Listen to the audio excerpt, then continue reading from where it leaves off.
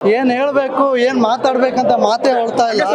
ಅಷ್ಟು ಚೆನ್ನಾಗಿದೆ ಸಿನಿಮಾ ನೋಡಿ ನಾವೆಲ್ಲ ತಿಳ್ಕೊಬೇಕಾಗಿದ್ದೇನು ಅಂದ್ರೆ ಜೀವನದಲ್ಲಿ ಹೇಗ್ ಬದುಕಬೇಕು ಅನ್ನೋದನ್ನ ತಿಳ್ಕೊಬೇಕು ಫಸ್ಟ್ ನಾವು. ಸಿನಿಮಾದಲ್ಲಿ ಏನ್ ಕಂಟೆಂಟ್ ಇಷ್ಟ ಆಯ್ತು ಗೊತ್ತಾ? ಸುಂದರವಾದ ಒಂದು ಪ್ರೀತಿನ ಕಿತ್ಕೊಂಡ್ಬಿಡ್ತಾರೆ, ಜೊತೆಲಿ ಓಡಾಡ್ದವ್ರೆ ಕಿತ್ಕೊಂಡ್ಬಿಡ್ತಾರೆ. ಆದ್ರೆ ಒಂದ್ ಹೇಳೋದು ನಾನು, ಪ್ರತಿಯೊಬ್ಬ ಪ್ರೀತಿ ಮಾಡೋ ಹುಡುಗನ್ಗೂ ಪ್ರೀತಿ ಮಾಡೋ ಹುಡುಗಿಗೂ ಇದು ನಿಯತ್ತಾಗಿರೋರ್ಗು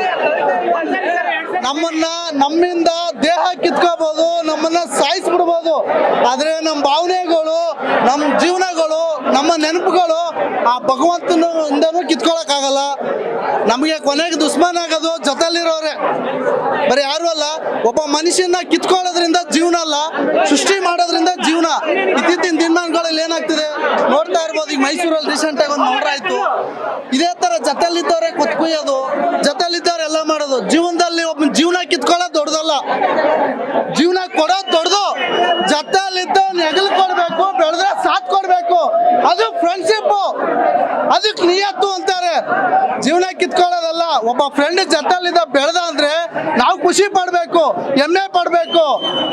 ಆದ್ರೆ ಕನ್ನಡ ಇಂಡಸ್ಟ್ರಿಗೆ ಒಂದು ಒಳ್ಳೆ ಸಿನಿಮಾ ಬಂದಿದೆ, ನೀವೆಲ್ಲ ಬರ್ಬೇಕು ಗಾಂಧಿನಗರಕ್ಕೆ. ಗಾಂಧಿನಗರದಲ್ಲಿ ಒಂದು ಒಳ್ಳೆ ಮೂವಿ ಕೊಟ್ಟಿದ್ದಾರೆ ವಿನೋದ್ ಪ್ರಭಾಕರ್ ಸರ್. ಒಂದು ಹಿಸ್ಟ್ರಿ ರೆಕಾರ್ಡ್ ಮಾಡುತ್ತೆ. ಸಿನಿಮಾ ತುಂಬಾ ಚೆನ್ನಾಗಿದೆ. ಎಲ್ಲರೂ ಬಂದು ಸಿನಿಮಾ ನೋಡಿ ಎಂಜಾಯ್ ಮಾಡಿ. ಪ್ರತಿಯೊಂದು ಹುಡುಗಿಗೂ ಹುಡುಗನಿಗೂ ಹೇಳೋದಂದ್ರೆ ಪ್ರೀತಿ ಮಾಡ್ತೀರಾ, ನಿಯತ್ತಾಗಿ ಪ್ರೀತಿ ಮಾಡಿ, ಇಲ್ವಾ ನಮ್ಮ ಹೋಗ್ತಾ ಇರಿ ಅಷ್ಟೇ. ಬಂದ್ ಮಾದೇವ ಫಿಲಮ್ ನೋಡಿ, ಜೀವನದಲ್ಲಿ ಉದ್ಧಾರ ಆಗ್ತೀರಾ, ಚೆನ್ನಾಗಿರ್ತೀರಾ. ಎಷ್ಟು ಕಷ್ಟಪಟ್ಟು ಸಿನಿಮಾ ಮಾಡ್ತಾರೆ, ಎಷ್ಟು ಕಷ್ಟ ಇದೆ ಒಂದು ಸಿನಿಮಾದಿಂದ, ಒಂದು ಟೀಮ್ ಇಂದ. ಒಬ್ಬ ಪ್ರೊಡ್ಯೂಸರ್ ಬಂಡವಾಳ ಹಾಕಿ ಎಷ್ಟೋ ಕಷ್ಟ ಪಡ್ತಾನೆ. ಯಾವನ ಬೋಳಿ ಮಗ ಎಲ್ಲೋ ಕುತ್ಕೊಂಡು ಪ್ರವೇಶಿ ಮಾಡ್ತಾನೆ, ನಾಲಾಯಕ್ ನನ್ನ ಮಗ.